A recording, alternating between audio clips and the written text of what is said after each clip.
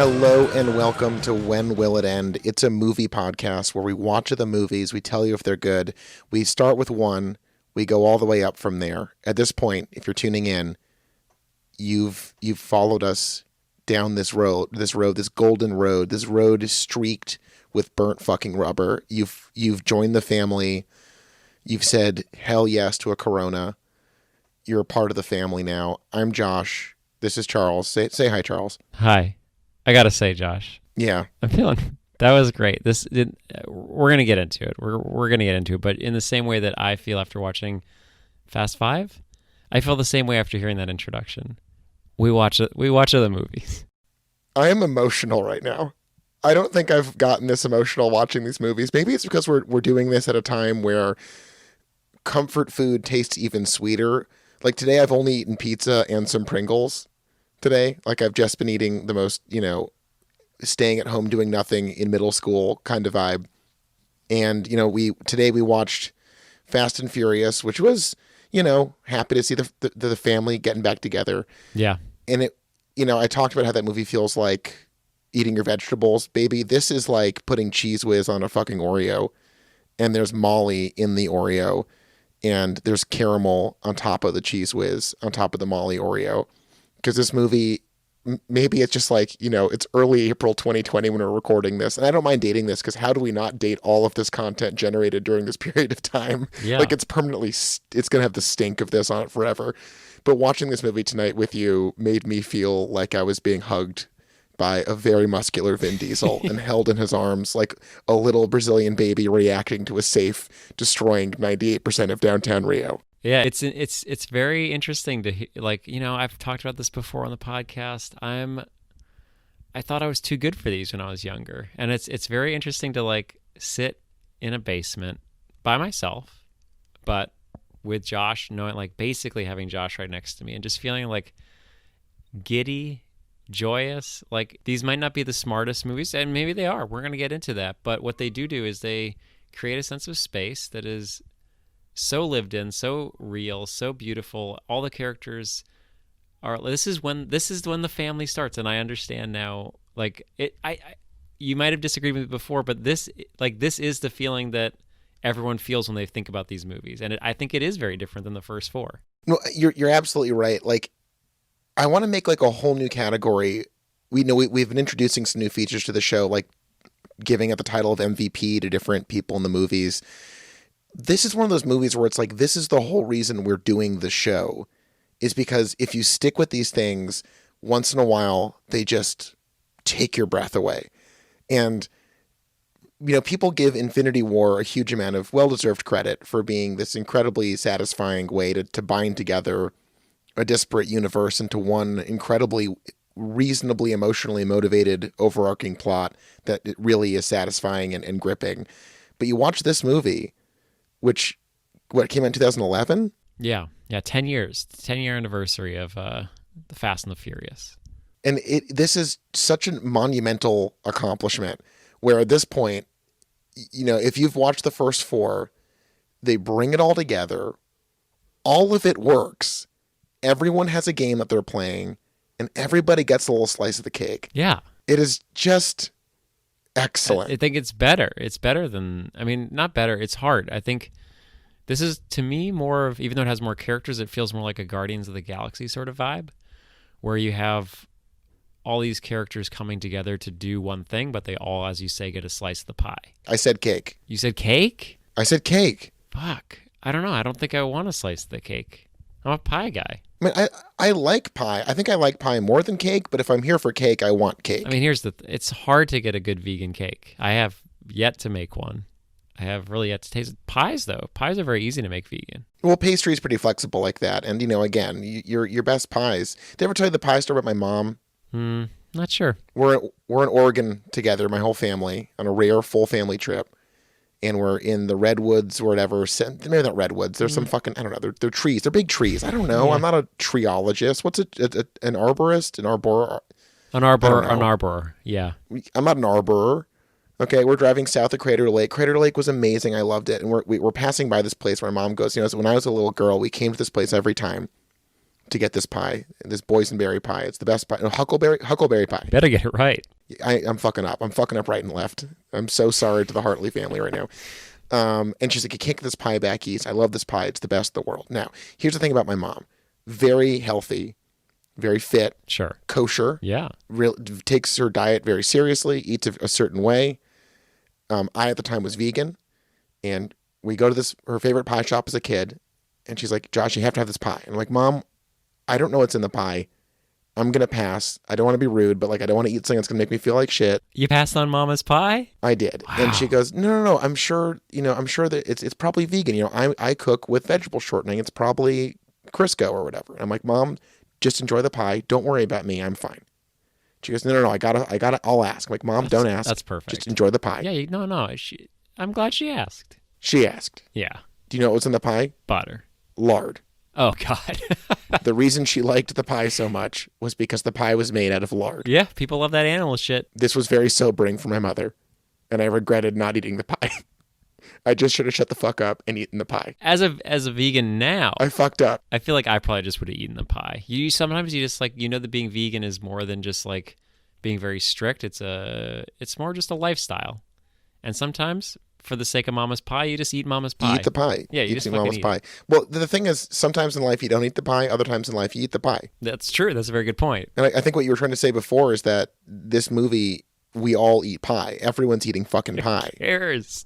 We're all eating the pie. It's like a Jesus situation. I know you don't really know much about Jesus. So let me tell you a little bit about Jesus. Hold on. He's a fellow Jew. I know that. Yeah, but you skipped those books, He's right? a bearded Jewish man. My Hebrew name is Yehoshua, which is Jesus in Greek. So technically speaking, he was a bearded Jew named Josh who was very charismatic. People liked him. Was he an award-winning storyteller? He sure was. Here's the thing about Jesus. He did not win a Massachusetts State Broadcasting Award. So I don't know if he wouldn't, though. If Massachusetts existed, we have no way of knowing that. That's pure speculation, and don't try to fucking take this away from me. Anyway, religion is much more a part of these series now, and I'm gonna bring it back to my God, the Son, the Spirit, there's a third. The ghost dude, the ghost man. No, that's a spirit. They changed it when I was in like middle school. Can I guess why they changed it? Too spooky. Ghosts. Yeah, ghosts are scary, man. Every time I went to church. That reminds me of my favorite Eva Mendes quote from Fast Five. Do you believe in ghosts? Yeah. Half the people might not have even seen that scene. Would have left. We stuck around for Well, it was 2011. We weren't fully primed. Did I ever tell you? I think it was the end of Logan or something. When I was still working at the movie theater, I had to like politely tell a father who was like, "No." He's with his kids. Like, we gotta stay for the after credit, man. We got it. And his kid's like, "I need to go." And he's like, "No." And I was like, "Sir, there's no after credit to this one." Oh, it was heartbreaking. What'd that father do? Did he just make his son sit there and wet himself? Just viciously beat his kid. Yeah, just started wailing on the kid. And I was like, "Look, I'm not telling you how to raise your kid, but you can't. I'm trying to vacuum. Yeah. So do it outside, sir." I have no jurisdiction. But yeah, anyway, religion's more a part of the series. And all in a way, like in the same way that you might say, well, we're eating Mama's pie. Everyone gets a slice of Mama's pie because there's Mama's pie all around. Lard or no lard. Right. You're eating the pie. Jesus, he just made fishes out of nothing. That's one of his, but he has other moves. He did a lot of wine. He did the lot of wine spell. He did a lot of wine. They're like, we don't got enough wine. He's like, now you do. Yeah, that's a weird move. I feel like nowadays turning wine into water would be more appreciated. I suppose so. I certainly in these times, hey, Jesus, why don't you make a friggin' COVID vaccine from water? Okay, buddy? Yeah. Okay, wise guy? Toilet paper spell? Can you turn some, I don't know, some spit into toilet paper? You think they liked you back in ancient Israel because you made like you baked some bread or something? Yeah. Make a vaccine. They'll put you on the money again. Or I guess for the first time. He wouldn't want to be on that money, Josh. He'd just be in it for the snatch. Yeah, he and Roman. Jesus was a dirty dog. Probably was, man. He spent some time in the desert, fucked some whore, right? I want to apologize to women, sex workers, Christians, and Italians, and Israelis, and Palestinians. Don't apologize to Italians. Yeah, I take it back. I retract that. That's fine. I do apologize to Dom Toretto, a spiritual man who lets the love of Christ inform all that he does. When he looks upward, that little image of Vin looking upward, that shot is the most like captivating shot. And he's like, "We made the money, thank you, Jesus." Dude, that boy, he can act with his mouth and with his eyes better than he can act with his little vocal cords. The acting during his fight scene with The Rock in this movie is incredible. Yeah. His eyes in that fight are like, because we like it's finally Dom pushed to his absolute limit against someone who's actually his equal, and it's like you see him. I'm going into like ultra mode, and it was thrilling. Yeah, no, it was really good, and I think we were talking while we were watching this again, and I think this movie. But I'll note far less than the other ones because we were genuinely like, I don't know about you, but I was like, I love this movie. I don't even want to talk about it. It's just so fucking good. Very little texting. But I mean, as you say, have your cake and eat it too. I think they finally realized that like they somehow did this thing where they maximalized everything, but still made it so small. And like so, it felt both at the same time. I'm not really sure how they pulled it off, but like the fight scene with The Rock, two giant men with muscles as big as my entire body, like their arms are as big as my legs, bigger probably. Jesus, definitely bigger. I've seen your legs. And honestly, not much happens in that fight, in some ways. But like just the scene of them like flying and hitting that one table is somehow like so glorious, and all they did was hit a table, and it just works so well. What you're identifying is that like every little thing in this movie is like, remember the other movies? We've cranked this, everything you like about those movies, we've cranked to 12. Yeah. We talked about, there's some gunplay in 4. Like that's a little different. They weren't really a gun crew in the first 3 movies, or for various reasons, guns are not that prominent as like driving the good guys part of the plot. They start fucking dropping dudes during the train. Like there's just so much death so quickly. Yeah. And then when you finally get to The Rock and Vin finally thrown down and fighting, what's so special about that is that, well, you're right, not that much happens. What the visual language that's happening with Justin Lin, he's like, when these guys fight, metal is dented. They burst through walls. Yeah. They he's it's his way of saying if everything about 5 is like we've now lifted off. Car thievery and car racing is now of an afterthought to like this elite international criminal gang who can do anything and penetrate. Like it's so sick because if we didn't believe that, if that wasn't like if it was truly logic defying in a way that was obvious, it would be such a bummer because it'd be like, oh, they're punching above their weight range. Right. But no, this is so gritty and gross and violent and like driven by the most beautiful motivation. Fucking O'Connor and Mia's relationship in this is like incredible. It's flourishing.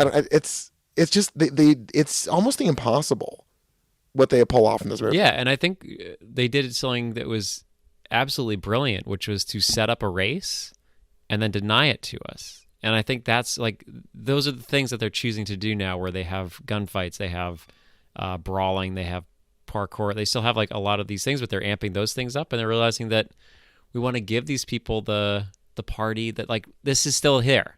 We were talking about the eternal street race party that somewhere at any given time, anywhere in the world, women in midriff revealing outfits with little butts and tight skirts are hanging out. I gotta say, I don't want to talk about Lynn's sexuality because I don't know him and I don't know it. But based only on watching. But please begin speculating now. Thank you. Watching 3, 4, and 5. Wise. This is a good idea. I'm going to suggest that Lynn might like thin ladies with small butts. It's true. It is prominently featured. That's usually the big reveal, and all these things are like, and now a thin lady with a small butt, maybe a medium-sized butt. Well, it's certainly funny, like knowing Gal Gadot, who is ogled pretty aggressively in this movie. Like as Wonder Woman, she's just so much bigger and brawnier, and to see her in this movie where she's like somewhat surprisingly thin, I guess that was sort of jarring because you sort of are used to her now as like the IDF warrior, Wonder Woman. They talk about that in the movie too. Which part? That she was in the IDF. Oh yeah. Hey, when you get an Israeli, they're gonna play an Israeli. You know what I mean? Yeah, but it's funny, like Han, like, oh, you were in the military when you must have left recently because you used that gun, and she's like, you smoked. It's like such a strange like comeback. She got him, but it shows that she's fucking cool as shit. And Han falling in love with her is so beautiful. Oh God, the Han. So this movie is so good. Yeah, I think it's just gonna be a rambling. We're a little late. It's getting past almost to bedtime here. Yeah, it is. It is almost to bedtime. Yeah, we're just gonna have a little quiet rambling. So just everyone sit back. You don't even have to buckle up because we're not gonna go too fast. Yeah, honestly, get in your favorite chair, pull on your sleep loafers, Get into your sweaties. Yeah, and this is going to be released before May, so you're not going to work. Yeah, just lean back. You're still going to be stuck at home. Just, welcome to the groove tunes.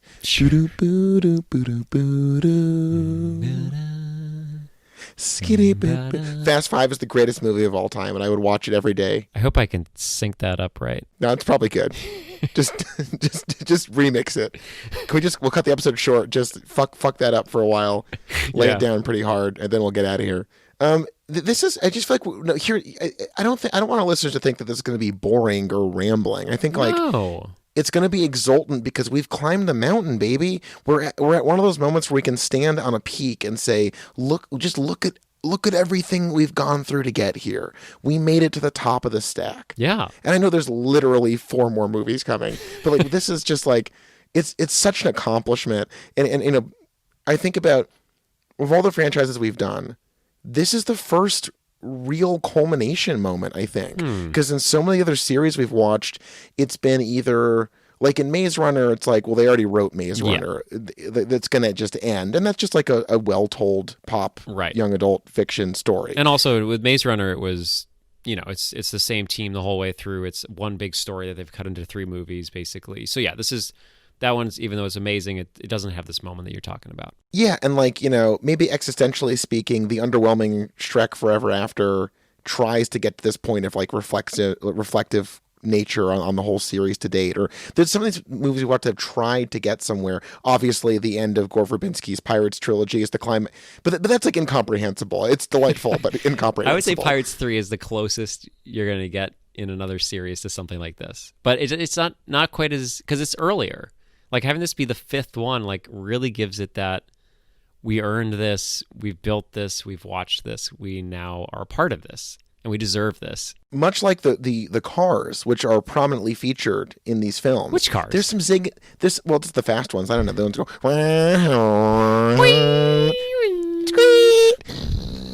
Much like those delightful automobiles. 4 wheels, baby. Count them. 1, 2, 3, 4.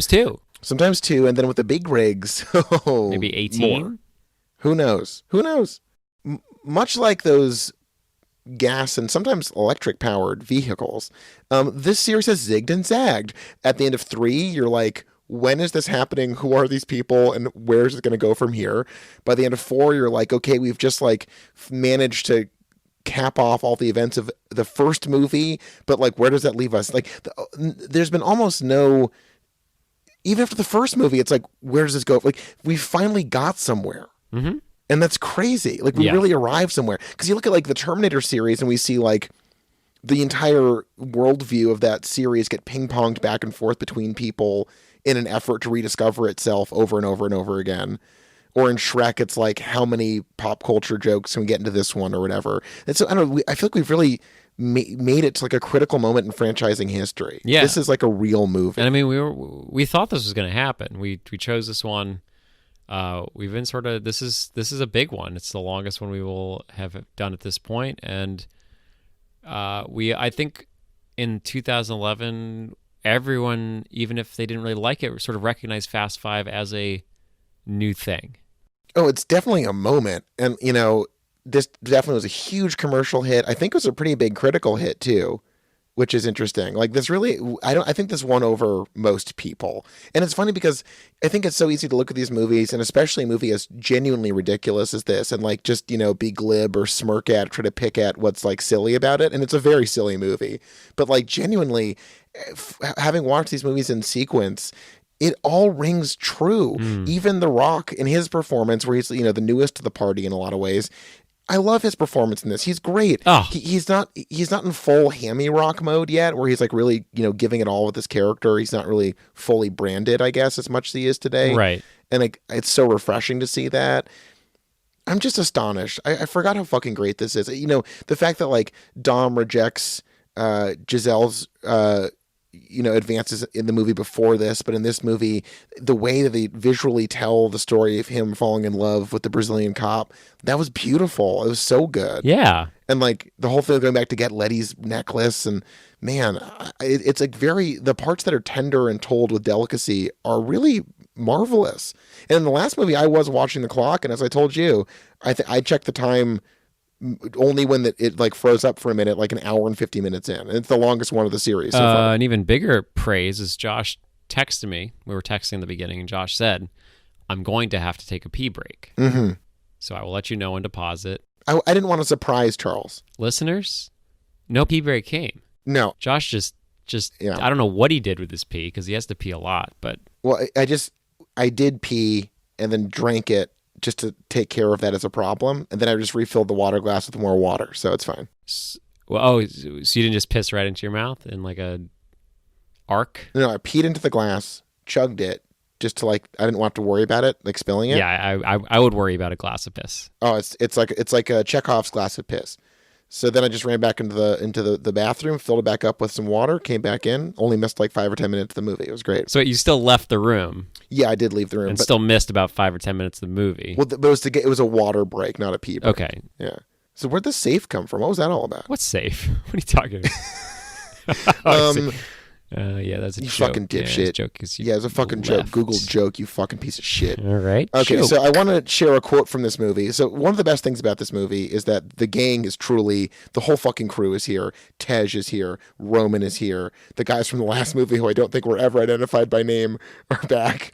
But we get Roman back. You mentioned briefly in your ramblings earlier about electric cars and gas cars. Well, Elon Musk is a real innovator. He disrupted the whole industry. That's like a huge plot point of Los Bandoleros, which stars those two guys. And they're like, we wouldn't need gas if the bigwigs hadn't shut down the electric car movement. So Vin Diesel's very aware of the electric car movement, even back in 2007. He's a woke king. Okay, so here's what Roman Pierce says at one point. Can't wait. The great Tyree Gibson, who's just maybe the best part of these movies. He says a few great things in this movie, and while I have the floor, Tyrese Gibson's amazing.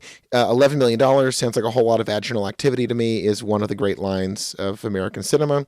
But he also drops a little reference which I enjoyed, where he says, "You say what? This shit just went from Mission Impossible to Mission in freaking Sanity." There's a lot of trailer lines in this movie, and they all sort of worked outside, like the line that The Rock, like his very first line is like, all right, guys, don't let them get near cars. Like, that's a great little line that obviously was all over the trailers, but like really worked in the movie itself. And I think that's the thing that works so well about these movies, is they have a cast that even if you can predict everything they're going to say, they're going to say it in a way that just makes you happy. So it doesn't matter. Yeah, no, it's one of these things where, like, I think sometimes you're always worried to get exactly what you think you want, because usually that can feel like it's pandering, or feel like it's like, I think there's a lot of movies where it's like, this is all the stuff you like, and it comes off as not feeling quite hollow. And this is the opposite. They just give you everything. It feels like a trailer the entire movie for 2 hours and 10 minutes. It's incredible. Yeah, Lynn is in top form, and so I want to let's just start with the opening train caper. Yes, because I think it moves us into a new, like this. That's like, for watching the starts of these movies is like a good way to see what's going on in the franchise. Well, it definitely is. Like, we see a high-speed chase that sort of makes sense, which is a big break in the preceding movies, where that's usually the worst part, is like how stupid their high-speed robberies seem. And this is cool and kind of like, it's stupid, but like it's fun stupid and makes sense stupid. I think it made sense. Well, I don't even know if it was stupid. I would say attaching a car to a train to blowtorch your way through the side of a DEA impounded train compartment full of cars. Like, yeah, I mean, it's very silly, and yet somehow is less truly stupid than all of their truck heists, which are, again, the worst parts of 1, 2, and 4. Yeah. Or 1 and 4. 2 is fine. It really sets up a lot of cool shit, and I think it moves, like, pacing is one thing that we were sort of texting about. Like, the way this movie moves, it's fast, but it's also furious. Does that work? No. I kind of got like a Mad Maxy vibe too, like the dust and that like the masks and that crappy weird little truck thing. That was fun. Yeah, but like everything, like the fight scene on the truck when Paul Walker has to jump off of the train onto the truck to escape DEA gunfire, or before that, but like to escape from something happening. Every little moment is, again, it's big, but it's also small. Like, you get a sense of the, like, it's bullshit, grand scale, whatever, but it's also, you sort of get a sense of the danger, the excitement Well, what you're everything saying is that like everyone is going through. the stakes. In a very busy, frenetic movie, we always can check in with the stakes, know what's going on, and like I said earlier, everyone has a little game to play. So in almost every scene, everyone's got their own motivations, or like be it pride or lust or love or money or family, or like everyone has these little things going on, and it's crazy because that's usually what's missing from a lot of like movies that are as over the top as this. Like people are doing things in a perfunctory manner, and this is it's very detailed. It's hard to do that. It is incredibly hard to write 11 believable characters, all with their own micro motivations inside of a larger group. That sounds like an impossible task to do. Well, I did a little bit of reading about it, if you'll permit me. About screenwriting? Are you gonna? Well, kind of, yeah. So Diesel said that he wanted to see this as like the third and final chapter of him and Paul Walker's character's arc. Yeah. So like originally he was like, I'm going to see this. This is the finale of all of that. And I guess so. According to the chairman of Universal, who produced the picture, the question putting Fast Five and Fast Six together was, can we take it out of being a pure car culture movie and into being a true action franchise in the spirit of those great heist films made 10 or 15 years ago? So yeah.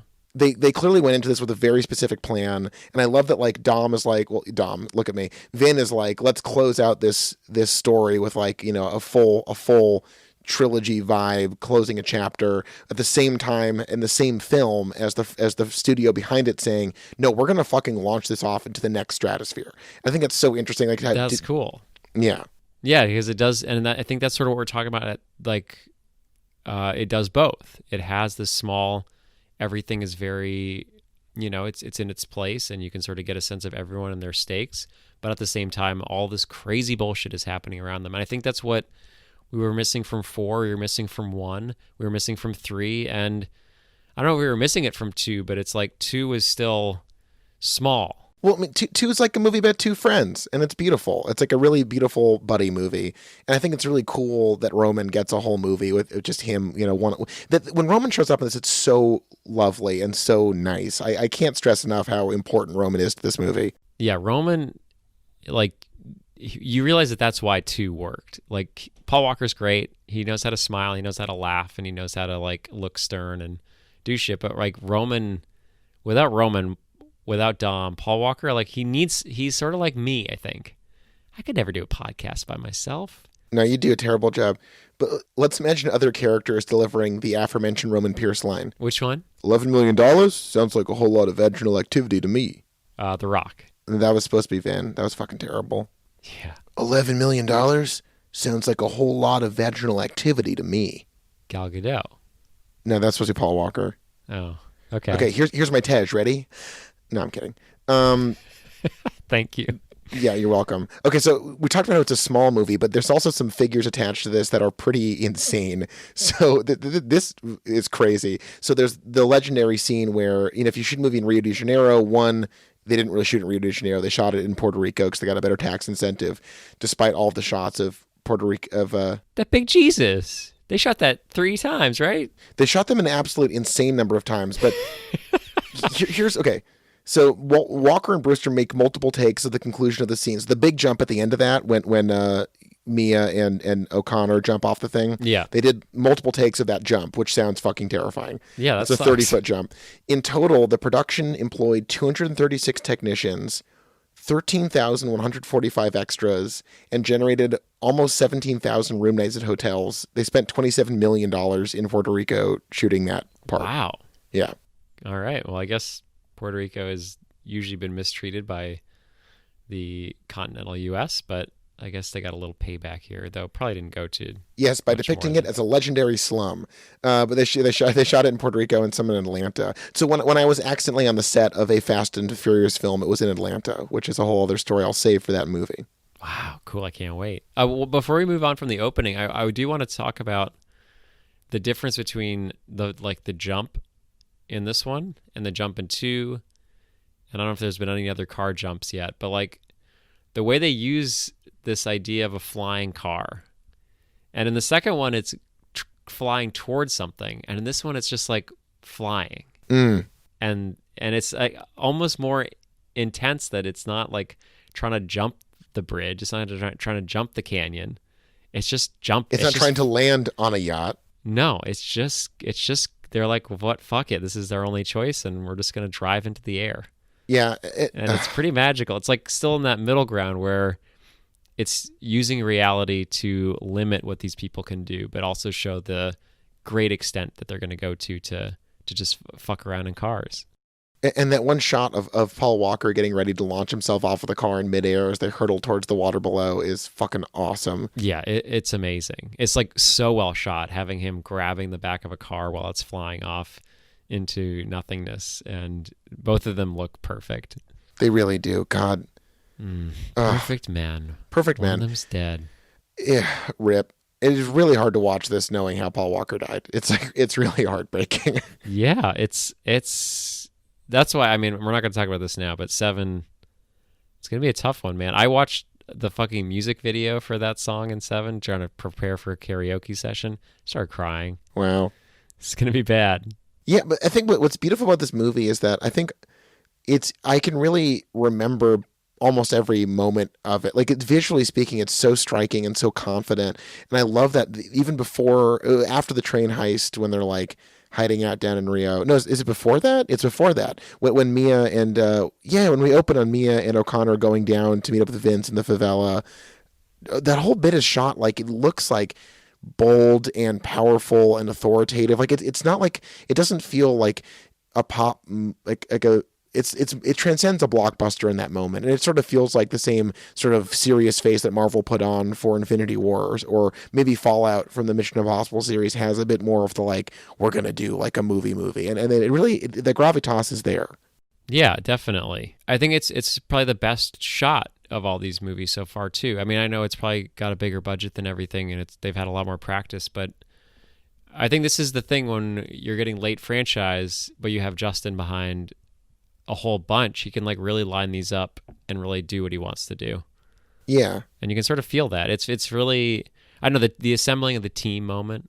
Like if we want to just sort of go to that as like obviously that's a huge moment for this franchise, and it was pulled off perfectly. Yeah, again, like it's cool how like this is just really aggressive fan service, but it's done so like it's so sick. Like you can't even complain about it.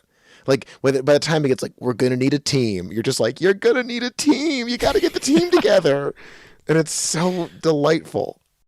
Well, I think this is what fan service is ultimately supposed to do. It's like, I don't know why you get mad at this. It's fan service for a reason, and everyone should be a fan of this. And like at this point, it is celebrating what we want. This is what we want. We want all these people back because it's like, it's the perfect thing to do as a franchise. You have 3 movies that are all completely separate from each other. You get a Han from one, you get a Roman from one, you get a Tej from one, you get all these people. It's fucking time to bring them all together. Now, you'll note this is what a franchise is supposed to do. They did not bring Iguana Truck Driver or Dwight back, which I was a little disappointed by. And I know the Tokyo Drift happens later, but they also don't bring Sean or whatever the fuck his name was. Who cares? Honestly, it's just dead to me. I wish that they had somehow walked in on Dwight sucking toes in this one, though. That felt like a missed opportunity. Yeah. Well, I think. Do you think in Fast 9 we see Dwight suck toes again? I mean, I think that would be long enough. I'm thinking that Dwight is a good power move. Like I think having him every movie, you get sick of that real quick, but maybe once every 5 movies. You got to sprinkle in the Dwight. Oh yeah, like that. You got to earn Dwight. Like that Salt guy. You doing that Salt guy? Much like Salt Bay. Wow. Yeah. It's funny how like now I feel old referencing a meme from like a year ago. Like that now feels like the most gauche thing you can do. Like when a meme goes stale, you can humiliate yourself by and it sucks. We've lost some great memes along the way. It's true. I mean, that's the thing about memes. Where have all the memes gone? They could probably go to Facebook, I bet. I guess boomers get them a couple years after we're done with them. I mean, we're fucking basically boomers at this point. We get them.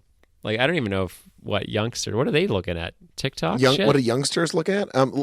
Here's one thing about youngsters that I don't like. I don't like calling coronavirus the Rona. Like, I don't like that. People do that. People calling it the Rona or whatever. And this is totally grinded my gears, get off my lawn shit. I'm fine with that. I'm almost 30. It's fine to to really embrace that. Not even 30. You know, Winston Churchill said something famous. He said, when you're young, if you're not a liberal, you're a cuck. But when you're old, you got to vote for Joe Biden, baby. And like, that's where I understand now.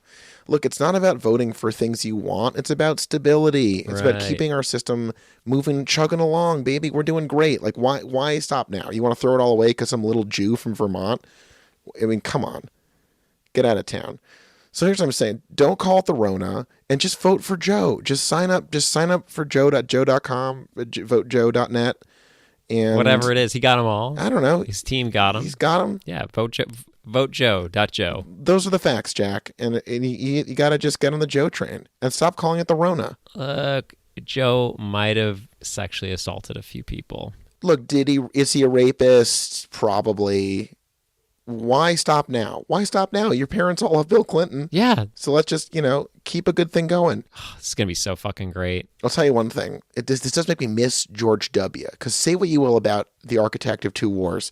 He wasn't rude. He wasn't rude like these guys are. Have you seen him now? He's so fucking cute. The Bernies and the Trumps, all these loud people. He was soft-spoken and an honest man.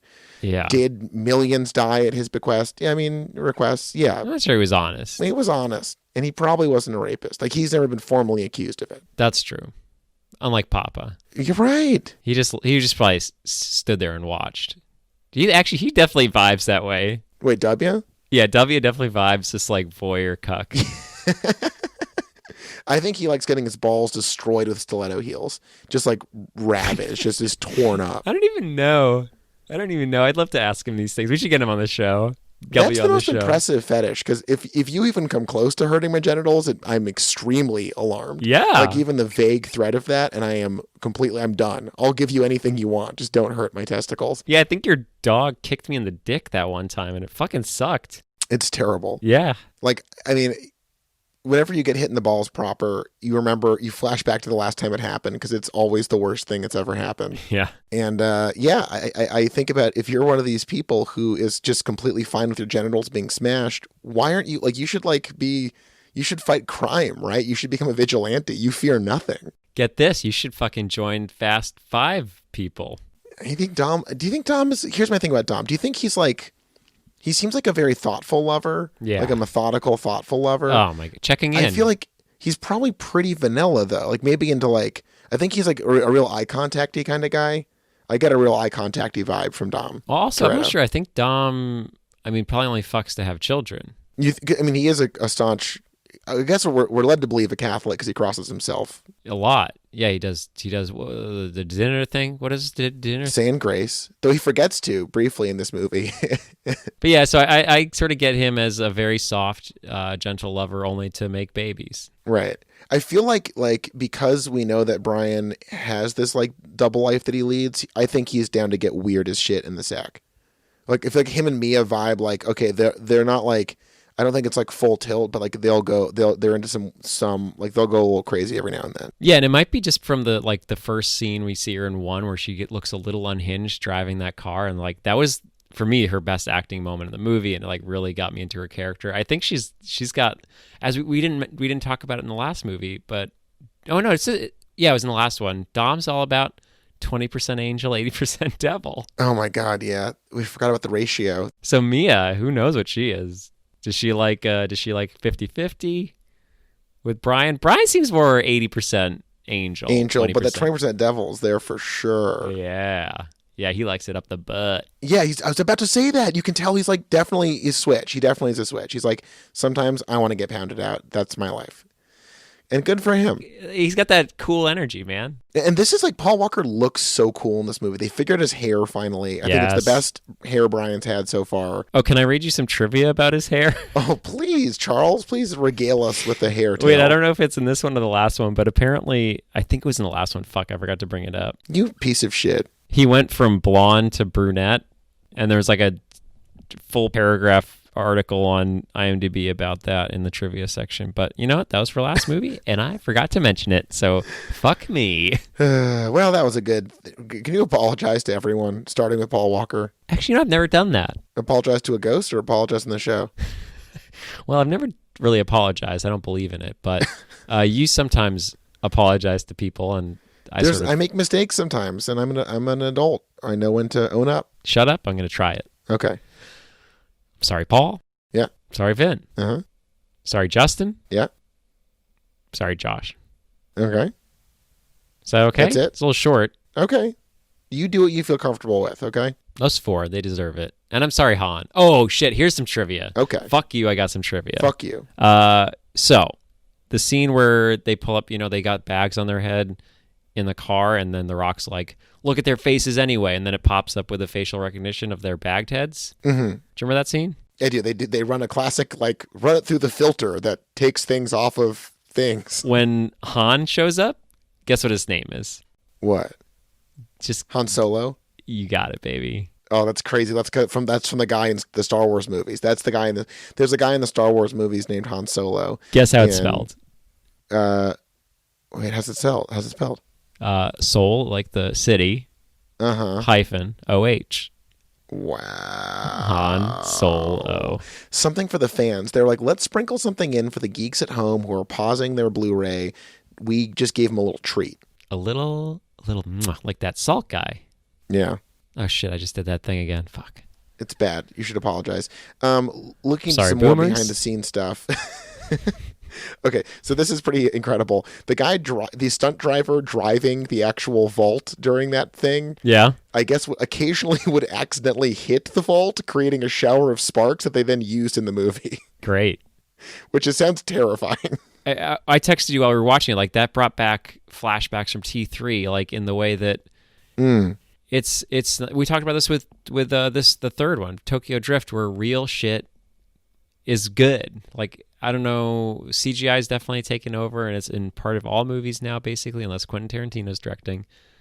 But real shit is real shit, and like you can just feel the difference. And like, obviously there's CGI in those scenes, but fucking seeing cars get smashed by a giant safe is that's why we watch movies. Yeah, and it's so ridiculous. Like, it's so genuinely ridiculous. Where we finally get like some car shit, and it's cars dragging a safe the size of like a small bungalow directly through downtown Rio de Janeiro, destroying all in its wake, doubtless ruining or ending the lives of thousands. Looks like. I mean, the Lumiere brothers made that promise when they invented film. It's just like, you should only make films about cars dragging safes. And, not everyone lives up to the promise that the Lumiere brothers made to us, but it's like, it is great when people like Justin, people like Lumiere bros, they do it for us. The Lumiere bros said a few things about moving images. They said, we want to find a window into the soul, a way to teleport ourselves and transform the world around us into a world of imagination where through this dreamlike state we can access ways of living and experiences that were never before possible. And also one day we'll get Gal Gadot in a tight little bikini. Yeah. Never seen a bikini shaped like that. It's just interestingly shaped bikini. Yeah. It was like showed off more ass than most bikinis, but it still had enough cloth ass to make room for the hand of the villain. Yeah, they really write that bikini into the plot pretty intrinsically, because to get his handprint, she has to go and get a full handprint on her butt. So it was really, I think they threaded the needle pretty beautifully. It's very tasteful. It's very classy. I think even a staunch feminist could watch this and say, no, this is empowering, because Gal Gadot, she says, never send a man to do a woman's job. That's true. Which, by the way, in a movie means something sexy is about to happen almost every time. And she goes and gets groped by a rich criminal, and you're like, oh, this is good stuff. This is pretty empowering. I mean, Han could have probably gotten away with that. I mean, Han is a gorgeous hunk. I mean, not to be creepy, but I wouldn't just slap that ass. Well, going back to that moment, then Tej, of course, tries to figure out exactly what happened with that ass, as only Tej would. He's quite a character, that Tej. But let me ask you this about, did you like, we mentioned this earlier, Giselle is like, you used to smoke, that's why you snack all the goddamn time. And then for me, it was like, oh my God, Han isn't just being like a cute snacky boy. There's a reason behind it. He's lived a whole life that's led him to being a cute snacky boy. Take that, Brad. Yeah, which Brad? Oh, Pitt. Yeah, take that, Brad Pitt. Is there another Brad? I guess Brad. I got a friend named Brad. Well, he's not really my friend. He's like a work friend. He's like a colleague. Like, I've worked with him. I don't know. It's Brad Neely. Sure, of course. Who's that? Who's the Pixar guy? Bird. Bill Bird? Oh, Brad. is that Brad Bird? Is that his name? Brad. I That don't know. sounds That's right. a shitty name. It's got to be I a hope that's made up not his name. I'm Googling it, motherfucker. Anyway, I'm sorry. Yeah, that that's him, sucks. Brad Bird. Yeah. All right. All right. How So it about could have that? been. Sorry, that was unclear. Brad Pitt from Ocean's Oh, yeah, yeah, yeah. films. When and you know you're talking about Quentin Tarantino movies, and I don't know if you saw that Hollywood movie with Brad Pitt in it, but he is quite a slice of pie himself. We all got some of that pie. Maybe I'll bartender. I'd like a Brad Pitt pie. Leave the bottle. Do you think if your mother got some Brad Pitt, she'd be like, that boysenberry pie wasn't that good after all?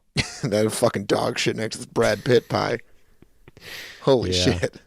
Fuck. Oh, this movie is just so delightful. It's great because like it's also sort of like such an unlikely group of people. Like when you step back and think about the cast of this movie, like it's a lot of like, you know, Island of Misfits toys kind of thing where you're like, okay, this is Ludacris, Tyrese, this Israeli actress who's it just I love how like it's like the character actor's paradise. Well, that's what we're here for. This is why we're the fifth movie. As I said earlier, that we've had three that made no sense together.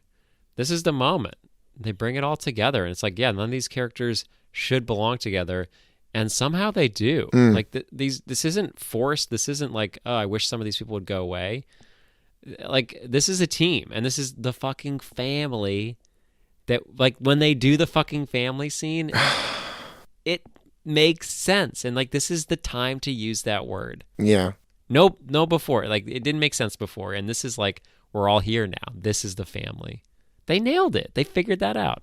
A hearty salute mi familia to everyone listening, because if you're with us on this journey, this furious journey, you're salute. You're in mi familia now. You're in my familia. Our and you're familia. in my familia. Yeah, you're in mine. I consider you a valuable member of mi familia, Charles. I'd hope that is well established in our relationship. Yeah, absolutely. Okay. I don't have another familia. Well, you've got a dog now. That's true. She's real cute. Yeah, she is cute. She's cute. She only got one eye. So let me ask you this. I'm going to pose this question as though it's more suspenseful than it is. We're at a juncture where we've crawled our way out of a hole in the ground from like, if Fast 1 is like the flimsiest foundation where you're like, okay, I get what they're going for, but this is just not a very good movie, to 2 being like, okay, all right, we're going to use some of the fun here, but we're shifting to more of like a 90s sort of cop buddy vibe. Okay. And 3, you're like, I don't really know what's going on, but oh my God, this looks amazing. And 4, you're like, oh, okay, I guess there were some pretty high emotional stakes in 1 that weren't really explored. To get to this 5th movie, do you want more after this? Or are you going to say, I'm good now. I got what I wanted. The fix is on. How could they surpass this? No. What? No. What? This is what we're here for. This is it. We've made it. Yeah, this isn't a time to stop. This isn't like, oh, we fulfilled the arc. Oh, we put all the pieces together. This is like, oh, we just got started. This is why I sat through 4 mildly enjoyable to pretty good movies to get to this, because this is the only thing. This is what, like, say what you will about fucking Marvel movies and franchises and dumb shit that comes out in the summer. No other thing can do this thing that these things are doing. And that's important. Through experimentation and patience and, a willingness to let it grow on its own, it finally grew into this completely different thing. And it feels more of itself now than it ever has before. Right. This actually makes me think, like, because of the virus, the Rona, they're calling it these days, we bought a lot of mushrooms. Okay? And before someone gets cheeky in the comments, I assure you, knowing Charles, they were very ordinary mushrooms. Oh, yeah, no. We have some of the... Actually, we have some legal mushrooms in the house. Wow. And I was told they were very low dosage, so I think I might give them a try. Before Fast 6. That would be a great episode. But I don't think I want to do it now. I feel like it's an outdoor... Is it an outdoor... I feel like it's more of an outdoor activity. I think you can make it work. If it's working where you are, it's working where you are. But I hear what you're saying. But anyway, we bought too many just like regular mushrooms. And I opened one up today to make some dinner, and they're getting a little bit slimy. They're getting a little bit dirty. You know how mushrooms like sort of accumulate filth? That'll happen with mushrooms. I'm saying this is like mushrooms, baby. Wait, it got filthier? It fucking got grittier. It got its own shit in there. Like, you put these people together, and it just makes its own shit. It just makes its own fucking filth, grime, slime. It's doing its own it's thing. Funny. because we're talking about how like parts of this reminded me a little bit of Michael Bay, not as you pointed out, not as chaotic and frenetic, but certainly by the time we're in like a full, at one point this movie goes full Black Hawk Down, where they're in like a street shootout with Yeah. armed thugs in the favela rooftops, or they're DEA agents getting shot in the face in front of them. Like it's so fucking ridiculous. These huge explosions and whatever, and that's just one part of Justin Lin's toolbox, which is so impressive. I think as like a display of like Justin Lin, this is such like he just does so much in this movie, and it has that one authorial voice. It doesn't feel episodic. It feels really well knit together. I don't know. It like everything, like the construction and direction of the movie is as much a part of it. So yeah, knowing that he's here for much of the rest of the ride, oh boy, I want more. Yeah. Oh boy. And I'm gonna introduce a ticking clock for you. Okay. My phone just presented a 10% warning. Oh. Who knows what that means? We don't have a literal time, but we're in a ticking clock. Do you feel like I'm sweating like The Rock is sweating? Man, that fucker can sweat. That's like he pours sweat. he just like Vin is like sweats like a bit. Like we see that his shirt is wet. It could just been from touching. But that's The Rock, props. though. That's prop shit. Like you can always tell when they get that V. Like I learned it from Lost. They overused the fake sweat stain on everyone's shirts. The fucking Rock, like it's just dripping down his face, and it's like I don't know if it's better than the rest of his acting skills, but it's like a part of it. I think his sweat is just as important as his eyebrow thing or the way he talks. It's like it's a part of who he is, and it's great. He sweats majestically. It's something else. It's something to be believed. But before we go, I just want to. I think you mentioned earlier, Vin talked about this as the culmination, a trilogy of its own within this 5-movie spread, which is now going to turn into a 10-movie experience, 11 movies, whatever. I think watching those 3 characters, if we're just looking at the 3 characters of Mia, Dom, and Brian, I like it works. And I think you couldn't do what this movie did without the other 2 movies that came in this like loose trilogy within the bigger one. And that's why I think this movie is successful. It has great acting, it has fun shit, but overall, like Dom's sad, Dom's angsty, Brian's caring. Like all these people work so well together, and like when they want to split up, it makes sense. Dom's like, they're honest, they're looking for 3 people, we should all go in separate directions, and she's just like, I'm pregnant, we're starting a family, I don't want to split up from you people, I just got you back. And it's like these moments that could like fail utterly, like really pull from the previous entries and create something that's really, I think, really good. Well, and you lead me to my next point, which is my MVP of this movie is Mia. I think she's phenomenal in this. I think she like feels like the core of this, because like Brian is our window to this world at the end of the day, no matter what, because Dom we revere, but Brian we sort of sympathize with because he's sort of like a boring dork. He's more normal, right? And I think Mia and him are like their acting is beautiful together. The warmth of her smile, seeing like having watched her grow from the first movie to this movie over 10 years, like I don't know. I think she particularly shines in this, and her being pregnant, her being like, I'm going to embody the symbol of a next generation of this literal family. As Dom puts it, the family just got a little bigger. I think like knowing that like she has that's a lot of pressure on on a performance to be like, I am at this point symbolize this really overwhelming metaphor for everything that they're building together. And I think she does like an excellent job, and I found her like a really comforting and an unexciting presence in the movie. Yeah, I really love that choice. I'm just gonna do somebody different just because it'll be boring. I think I already gave Han the MVP, so I can't give it to him again. Though I do want to highlight. I mean, we haven't established that many rules. You could make this like the permanent Han appreciation opportunity. No, I think I want to just be different. The MVP, they all could earn it for me. So it's really just like picking a moment.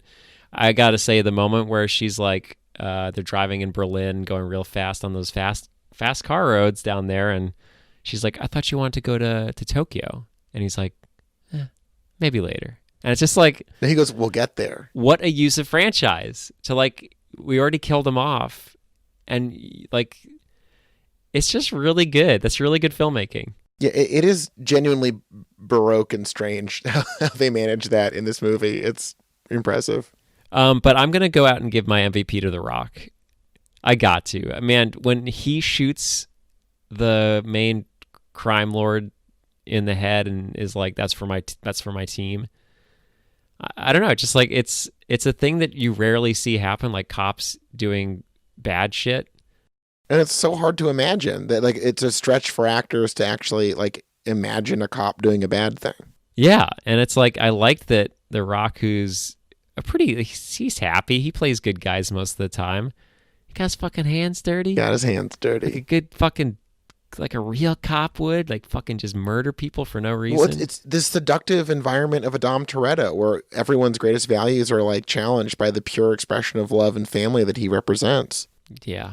But no, I mean, we talked about his sweating. Like, I don't know. I feel like this movie would have been lesser without him. Like, I know that everyone is important, but he just like, he's the new guy and it fucking works and I'm into it. And I think he's exactly the spice that this movie needed. And then he gets my MVP. Well, you think about, like, as far as stunt casting goes, where you're like, okay, we got to get the most this guy to play this guy, and they're like, we got the ultimate this guy for this guy. It's the peak this guy, and it works. And like, yeah, I hear what you're saying. I think it's also a very good choice. I think they're both excellent in this movie. But everyone gets pie and cake in this movie. I'll upgrade it. The thing with this movie is, let's say you're a pie guy, let's say you're a cake fake. It doesn't matter. No matter what, you're getting a little slice, and it's just. This is like soup for the soul kind of bullshit. Like if I was going to write a chicken soup for an almost 30 something, it would be, imagine just watching Fast Five. And I'd be like, that's the whole story. And it's perfect. Did you read those when you were like a kid or a teenager or whatever? Yeah. One always stuck with me. I always shelved them, but I worked at a bookstores and they always seemed so fucking dumb. Well, one of them was like, because I think I had like chicken soup for the Jewish soul or something, or the Jewish, of course you did, the bar mitzvah student's soul or some horseshit. But one of those in that genre of books, I remember one of the idiotic, horrible stories was like, two men were racing to work. One had a meeting and the other had a meeting too. And they raced and they swore at each other and were mean. They got out of the car and they went to the same building and they went up in the same elevator and they had a meeting with each other. Oh shit. Doesn't that fucking blow your fucking gourd, bro? Fuck, dude. Think about it. I always think we walk around like the whole world revolves around us. Yeah. But guess what? You fucking piece of shit. Sometimes you have a meeting. Sometimes you got a meeting. And maybe that person that you're screaming cunt at out of your window, on the freeway, maybe they're the person that you're going to have a meeting with. You ever think about it? And you can laugh about it. And then you can both laugh and be like, oh, yeah. We have so much to learn. But I mean, it doesn't really teach you much. It just teaches you that you can still scream because you're not going to do anything. I mean, it's a book, not a cop. You know what I mean? You can do whatever you want. Yeah, what the fuck? That book sucks. Doesn't matter. Guys, religion, belief, it's all made up. It's all a lie. You can just nothing matters. Do anything you want. But there are no consequences for your actions. What? If you're going to choose to do whatever you want. Watch Fast Five. Just watch Fast Five. Just fucking sit back and watch Fast Five. What is the problem? make some popped corn. Yeah, make some pie. I don't give a shit. You make a cake. Or make one of the many delicious recipes in our new recipe book. Chew Fast, Chew Furious. Is that what it's called? It's Chew Fast, Chew Furious. And wow. Are we going to get Susan to collaborate with us, or are we just going off on our own? I think we need to really brand this as our own because we changed the name enough that I think we can get away with it. See, Josh, I think you haven't learned from the series. Well, here's my first dish. Ready? It brings people together. And you're going to want to come together to eat some Dom tortellini. Oh, that's really good. That's pretty good, right? Yeah. Let's see. How about for the dessert section, we could have a macarons. That's pretty good. A macarons? I got it. Yeah. I got it. Macaron. Yeah. You're going to want to take a little bite of this Tej chicken because Tej won it at that's pretty good the roulette table or some other Tej thing. Okay, and it's Tej chicken. Like, how about the rock hard dick cake? Oh yeah, that sounds delicious. The rock hard cake. People love a hard cake. Don't make a joke. Yeah, the rock hard cake. You have a lot of growing up to do. Hey man, if I just get to watch Fast Five, look, I'm fucking unemployed. Yeah. I don't have a job right now. I just sit around in my pajamas all fucking day. I've been doing it for 3 weeks now. Yeah. I gotta grow up, man. This world's perfect for me. It is a real for the unmotivated. This is a real Shaun of the Dead situation. I can't. Yeah, this is. I've sort of joked my whole life about like being prepared best for the zombie apocalypse, but no, that requires a lot of work. I'm best prepared for a pandemic apocalypse where I just have to sit inside and use the internet all day. Right. To be heroic, it's like, what if you jacked off like 3 times more than normal and didn't really have to clean up?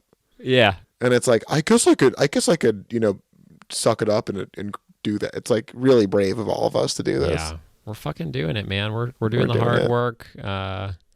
But yeah, I mean, I'm excited to watch Fast 6 or whatever the fuck it's called. It's 6 Fast, 6 Furious. No, it's not. Fuck you. It's Fast and the Furious : the 6th Fast and Furious film. That would make sense. It would be accurate. I hope to Christ that's what it's actually called. And from your lips to Christ's ears, may that be the name of Fast and Furious 6.